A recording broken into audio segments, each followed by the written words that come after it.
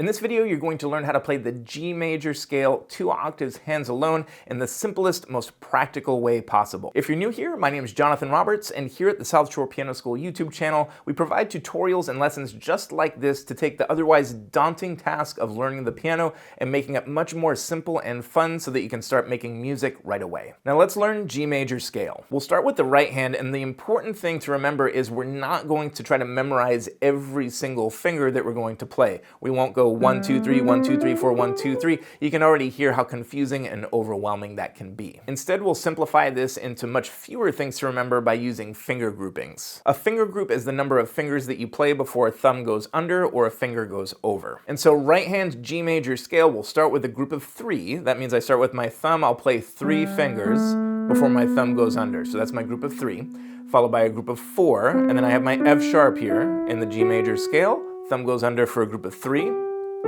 and then thumb goes under for a group of 5.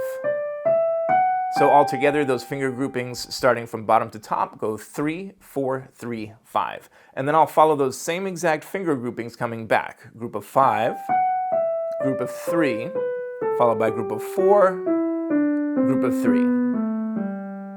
You can practice this by clustering the finger groupings. That's where you play all the notes of each finger group at the same time. That would look like this: group of 3, group of 4, group of 3, group of 5, coming back, group of 3, group of 4, group of 3.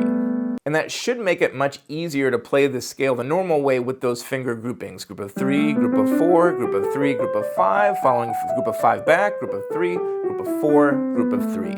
Left hand uses similar finger groupings, the whole thing's just flipped. We'll start with 5th finger and begin with a group of 5, group of 3, group of 4, group of 3, and then we follow that back, group of 3, group of 4, group of 3, and then group of 5. So 5, 3, 4, 3. And again, you can cluster that to practice that. 5, 3, 4, 3, 4, 3, 5. Give it a try and let me know how it goes in the comments. And also be sure to subscribe if you enjoyed this and want to see more. Thanks for watching, and I'll see you in the next video.